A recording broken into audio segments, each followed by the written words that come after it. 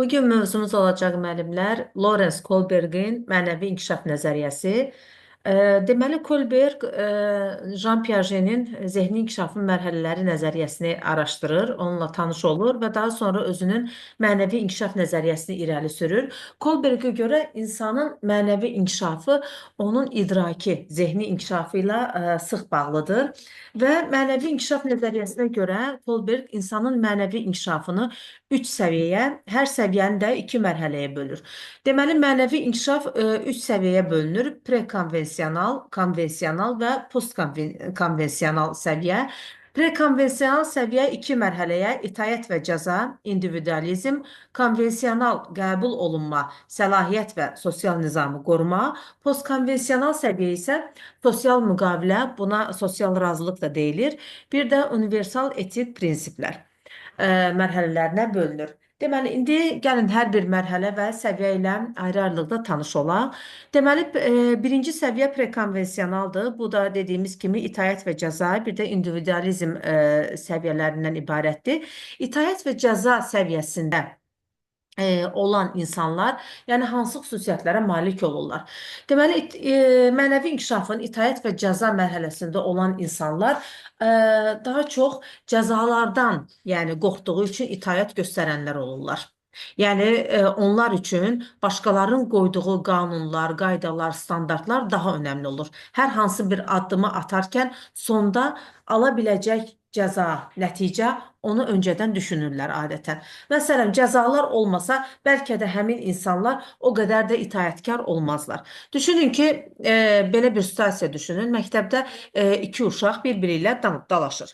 Və digər bir şagird də görür ki, öz dostu o davadadır və kimləsə dalaşır.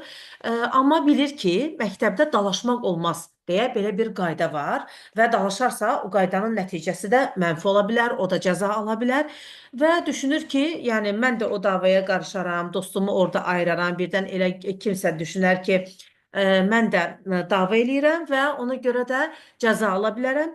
Artıq o cəzadan qorxduğu üçün öz dostuna yardım etmir. Yəni, itaət və cəza mərhələsində olan insanlar nə olursa olsun atdığı addımın sonunda iki nəticələri düşünürlər.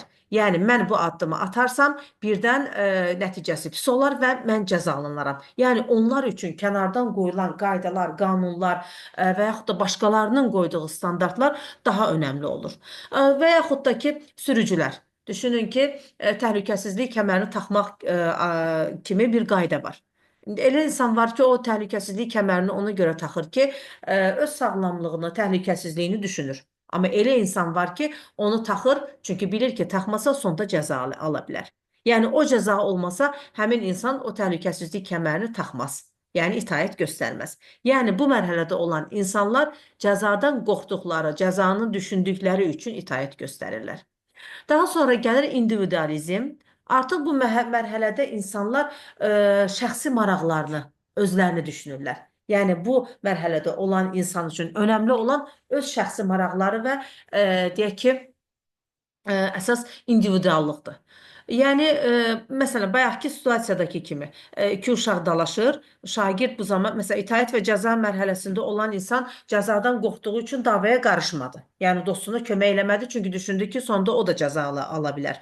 Amma individualizm səviyyəsində olan insan, mərhələsində olan insan düşünür ki, mən bugün dostuma yardım etməliyəm, çünki sabah nə vaxtsa mən də o situasiyada ola bilərəm və dostum birdən mənə yardım etməz. Yenə özünü öz şəxsi maraqlarını düşündü. Yəni bir növ öz mənafeyini güdür. Yəni mən ona yardım edim ki, sabah o da mənə yardım etsin. Və yaxud da sinifdə dərs zamanı bir şagird digər şagirddən qələm istəyir və yaxud da kağız nəsə istəyir. Şagird onu ürəyində bəlkə də düşünür ki, vermək istəmir. Yəni istəmir versin, amma düşünür ki, sabah mənim də qələmim olmaz, mən də dostumdan ala bilərəm. Mən də ondan istəməli olaram, ona görə də verir. Yəni onlar öz maraqlarını güdərək, individualizm mərhələsində olan insanlar öz şəxsi maraqlarını güdərək addım atırlar. Yəni özlərini düşünərək addım atırlar. Bugün mən edim ki, sabah onlar da mənə etsinlər. Bu düşüncədə olurlar. Konvensional səviyyədə isə əksinə individuallıq olmur. Artıq onlar cəmiyyəti bir bütöv şəklində qəbul edirlər. Yəni onlar üçün cəmiyyətdəkilər, Ətrafdakılar, başqalarının fikirləri, başqalarının standartları daha önəmli olur. Yəni başqaları üçün qoyulan standartlar, o standartları onlar özününkiləşdirirlər. Məsələn, bu səviyyədə qəbul olunma səviyyəsi əvvəlcə gəlir. Qəbul olunma səviyyəsində olan insan, bayaq dediyim kimi, ətrafı, başqalarını düşünənlər olur. Tutaq ki, bayaqki situasiyada iki uşaq dalaşır və bir kənardakı uşaq öz dostuna gedir, orada yardım eləyir. Ona görə yardım edir ki, qoy hamı ona desin ki, görün nə yaxşı uşaqdır. Necə qəhrəman uşaqdır, dostuna yardım elədi. Yəni ətrafdakılar, başqaları, cəmiyyətdə olan insanlar onun haqqında yaxşı düşünsün deyə qəbul olunma səviyyəsində olan şagird gedir dostuna kömək edir. Yəni bu mərhələdə, bu səviyyədə, yəni olan insan üçün, mərhələdə olan insan üçün önəmli olan başqalarının onun haqqında nə düşünməsidir. Və yaxud da kimsə tutalım ki, qəbul olunma səviyyəsində olan bir adamdır. Kimsə ondan yardım istəyir. Bir qohumu, bir yoldaşı, bir dostu, qonşusu. Amma o ona yardım eləmək istəmir əslində. Yəni amma eləyir ki, birdən onun haqqında pis düşünərlər. Deyərlər ki, necə insandır, əl tutmadı. Və yaxud da yardım edir ki, qoy hamı düşünsün ki, bu necə yaxşı adamdır, necə xeyirxahdır. Yəni bu səviyyədə olan insan üçün önəmli olan başqalarının onun haqqında nə düşündüyüdür. Yəni bu bir növ bir məntiq xətasıdır. Sizinlə keçmişik cəmiyyət tərəfindən qəbul olunma məntiq xətası. Yəni qəbul olunma səviyyəsində olan insanlar adətən cəmiyyət tərəfindən qəbul olunma məntiq xətasına yol verirlər. Çünki onlar üçün özlərinin düşündüyü yox, başqalarının onun haqqında nə düşünməsidir. Qoy başqası məni yaxşı tanısın, qoy başqası məni qəhrəman bilsin, birdən başqaları mənim haqqımda pis düşünər, ona görə mən bunu eləyim. Bu səviyyədə olan insanların düşüncəsi budur. Başqalarının standartlarını özünkiləşdirmək. Bir də var səlahiyyət və sosial nizamın qorunma səviyyəsi. Artıq bu mərhələdə olan insanlar deməli, səlahiyyət və sosial nizamın qorunma mərhələsindəki insanlar üçün önəmli olan səlahiyyətdir. Yəni sosial nizam intizamdır. Yəni nə olur olsun cəmiyyətdə qayda qanunlar pozulmasın. Əsas səlahiyyət sosial nizam qorunsun. Tutaq ki, o bayaq dediyimiz situasiyada iki nəfər uşaq dalaşırdı. Bu zaman uşağın digər bir uşaq gördü ki, öz dostu orada dalaşır, amma məsələyə müdaxilə eləmədi. Düşündü ki, bu iş mənim öhdəmdə olan bir iş deyil. Bu işlə məsul olan başqa şəxslər var. Kim bu işdən səlahiyyətlidir, kimin yəni nəzarət altındadır, mən ona müraciət edeyim. Dərhal ya müəllimə müraciət edir, ya sinif rəhbərinə və yaxud da məktəb rəhbərliyinə müraciət edir ki, tutaq ki, məktəbdə belə bir dava var, gəlin müdaxilə eləyir. Yəni bu insan özü vəziyyətə müdaxilə eləmir. Səlahiyyətli şəxslər kimlərdirsə, aidiyyəti olan şəxslər kimlərdirsə, onlara müraciət edir. Təki nizam intizam pozulmasın, qayda qanun pozulmasın, sosial nizam yerində olsun. Və yaxud da deyək ki, hansısa bir oğurluq hadisəsi görür. Bu səviyyədə, mərhələdə olan insan. Yəni, ora özü müdaxilə eləyə bilər, amma eləmir. Düşünür ki, bu vəziyyətlə bağlı tutaq ki, aidiyyəti orqanlar var, polis var, kimsə var, mən ora müraciət edeyim, onlar gəlib vəziyyətə müdaxilə etsinlər. Daha sonra postkonvensional səviyyə gəlir. Bu səviyyənin də iki mərhələsi var dedik. Sosial müqavilə, buna sosial razılıq da deyilir. Bir də universal etik prinsiplər. Sosial müqavilə mərhələsində olan insanlar adətən artıq bütün deyək ki, qoyulan qaydaları, qanunları sorğulayırlar. Yəni qoyulmuş qayda qanunların insanların mənafeyinə uyğun olub olmadığını, sosial ədalətə uyğun olub olmadığını sorğuluyurlar. Yəni çox da ki belə qayda var. Məsələn, hansısa bir qayda var, yəni bu qayda pozulmamalıdır. Amma qoyulan o qayda insanlara uyğundurmu? İnsanların hüquqlarına, onların deyək ki, sosial ədalətə buna uyğundurmu? Onları sorğulayırlar. Tutaq ki, yenə deyirəm, belə bir situasiyada iki dostun dalaşdığını görür, iki uşağın dalaşdığını görür digər bir şagird. Düşünür ki, bilir əslində qayda var ki, yəni dalaşmaq olmaz. Belə bir qayda var. Amma bilir ki, dalaşan şəxs haqlıdır. Yəni bir tərəf həqiqətən də haqlıdır və qarşı tərəfin yəni cəzalanması ilə həmin şəxs razılaşır. Yəni deyir ki, haqlıdır davanı başlatmaqda, çünki o belə bir yanlış hərəkət eləmişdi, ona görə də onun cəzasını vermək lazımdır. Yəni sosial müqavilə mərhələsində olan insan gözləmir ki, kimsə gəlsin onu cəzalandırsın. Hansısa məsələn səlahiyyət sosial nizamı qoruma mərhələsində olan insan kimi hansısa bir aidiyyəti orqana müraciət edeyim və yaxud da kiməsə müraciət edeyim, o gəlib məsələyə müdaxilə eləsin. Yox. Özləri yerindəcə müdaxilə eləyir ki, yəni bu adam yanlış eləyib, bəli, cəzalanmalıdır. Lazım gələrsə vurulmalıdır, döyülməlidir və yaxud da ki, lazım gələrsə ona yerindəcə cəza verilməlidir. Yəni düzdür, qayda var ki, cəzalandırmaq olmaz, yəni vurmaq olmaz, döymək olmaz və yaxud da nəsə şiddət göstərmək olmaz. Hər şey qayda qanun çərçivəsində həll olunmalıdır. Amma ortada bir haqsızlıq varsa, ədalətsizlik varsa, qarşı tərəfə məsələn hansısa bir təzyiq göstərilib, ədalətsizlik olunubsa, bəli, onun cəzasını yerində vermək lazımdır. Yəni sosial müqavilə mərhələsində olan insan bunu düşünür. Adətən qoyulan qanunları, qaydaları sorğuluyorlar ki, yəni insanlara uyğundurmu, onların mənafeyinə, sosial ədalətə uyğundurmu? Daha sonra gəlir universal etik prinsiplər. Artıq bu mənəvi inkişafın ən yüksək səviyyəsidir.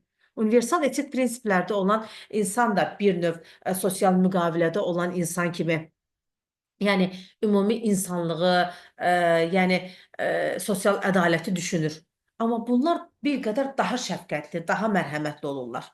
Yəni tutaq ki, hansısa bir dava zamanı davanı, deyək ki, bayaq uşaqların dalaşdığı bir situasiyanı görüb, orada deyək ki, vəziyyəti elə özü müdaxilə eləyir. Amma elə müdaxilə eləyir ki, hər iki tərəfə empatiya göstərərək, hər iki tərəfi dinləyərək, ortada bir haqsızlıq varsa onu sülh şəraitində, yəni bir mərhəmətli şəkildə, şəfqətlə həll eləməyə çalışır. Yəni düşünür ki, davanı çıxaran şəxsi də başa düşmək olar, bəlkə o da o anda hansı hisslər keçirib və yaxud da deyək ki, o təzyiq göstərilən tərəfi də başa düşmək olar. Yəni hər tərəfi anlamağa, hər iki tərəfi anlamağa çalışır. Yəni bu da mənəvi inkişafın artıq daha ən yüksək səviyyəsi hesab olunur. Məsələn, kitabınızda orada iki dilemma var. Heinz dilemması, bir də Joe dilemması. Heinz dilemması üzərindən biz bu səviyyələrin hər birini gəlin yəni daha dəqiq şəkildə incələyək. Məsələn, Heinz dilemmasında belə bir şey göstərilir ki, Heinzin həyat yoldaşı, arvadı çox ağır xəstədir və onun xəstəliyinin çarəsi bir dərmandadır.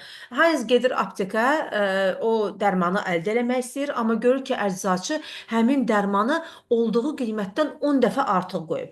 Və Heinz nə qədər çalışsa da, yəni lap borc da alsa, o dərmanı ala bilmir. Yəni nə qədər xahiş eləyir, nə eləyir, yəni heç cür bu pulu, yəni məbləği toplayıb o dərmanı ala bilmir. Və məcbur qalır Heinz həyat yoldaşını xilas etməkdən ötürü, yəni o dərmanı oğurluyor. İndi sual verilir ki, sizcə Heinz dərmanı oğurlamalıydı mı?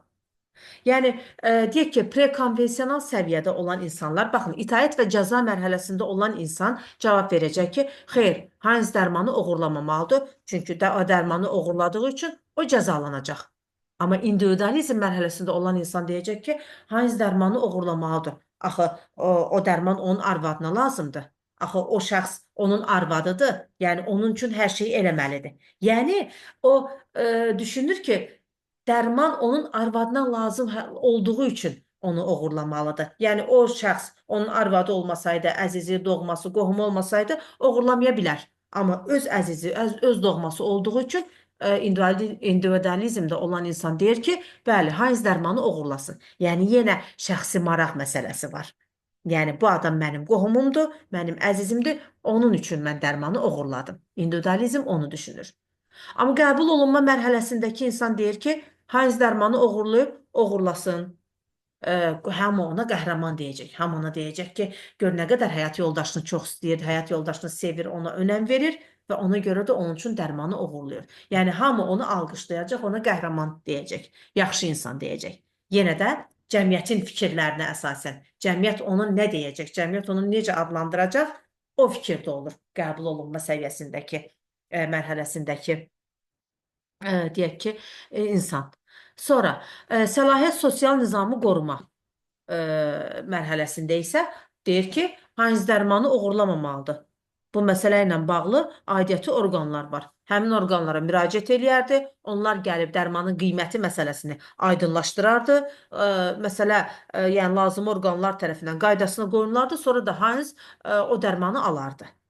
Yəni onlar belə düşünürlər. Əsas odur ki, onlar üçün qayda-qanun pozulmasın, oğurluq hadisəsi olmasın, qanunsuzluq olmasın, sosial nizam yerində olsun. Yəni səlahiyyət sosial nizamı qoruma mərhələsindəki insan belə düşünür. Amma sosial müqavilədə olan insan deyir ki, Heinz oğurlasın dərmanı. Çünki onun yoldaşının da, onun həyat yoldaşının yaşamağa haqqı var.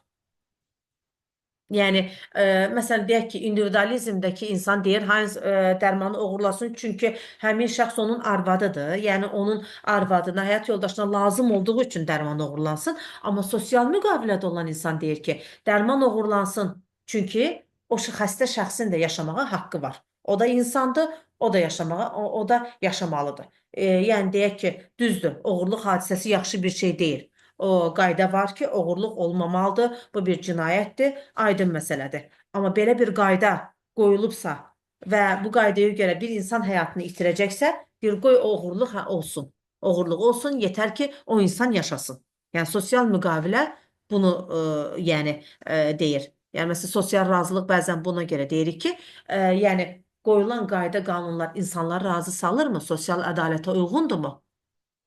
Daha sonra gəlir universal etik prinsiplər. Artıq bu dediyimiz kimi mənəvi inkişafın ən yüksək səviyyəsidir ki, bu səviyyədə mərhələsidir ki, bu mərhələdə olan insan universal etik prinsiplərdə olan insan deyir ki, yəni Heinzi başa düşmək olar.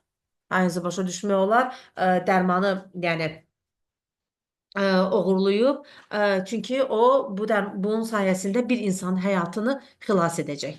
Yəni, deyək ki, bir insanın yaşaması uğurluq eləməkdən daha önəmlidir də. Yəni, deyək ki, uğurluq edib, amma bunu anlamaq olar.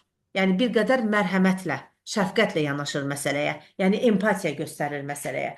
Adətən, deyək ki, universal etik prinsiplər sosial müqavilə ilə bir qədər yaxın olur. Çünki hər ikisi mənəvi inkişafın ən yüksək səviyyəsidir. Amma sosial müqavilə daha çox qoyulan qayda qanunları sorğuluyur. Haqqa, ədalətə uyğundurmu, insanları razı salırmı, sosial ədalətə uyğundurmu? Amma universal etik prinsiplər hər tərəfli, yəni bütün bəşəriyyəti, insanlığı anlamağa, başa düşməyə, mərhəmətlə, şəfqətlə yanaşmağa, empatiya göstərməyə daha meyilli olur. Yəni, belə deyək ki, bu üç səviyyə, prekonvensional səviyyə, adətən bir qədər özünü düşünənlər, öz maraqlarını, mənafeyini düşünənlər olurlar. Konvensional səviyyədəki olan insanlar hər iki mərhələsində adətən ətrafı, cəmiyyəti, nizami intizamı, yəni sosial nizamı, qayda qanunları düşünənlər olurlar. Yəni, daha çox cəmiyyət üçün, ətraf üçün, başqaları üçün yəni, yaşayan, düşünənlər olurlar. Amma postkonvensional səviyyə artıq sosial müqavilədir, universal etik prinsiplərdir. Onlar daha çox, yəni bütün insanlığı, bəşəriyyəti, hətta belə deyək ki, bütün bəzən o deyir ki, məsələn, heyvanları qorumaq lazımdır, çünki onlar da canlıdır, onların da yaşamağa haqqı var. Yəni, hətta onları belə düşünür. Yəni, yer üzünün bütün canlılarını düşünür. Yəni, bu da artıq mənəvi inkişafın ən yüksək səviyyəsi hesab olunur.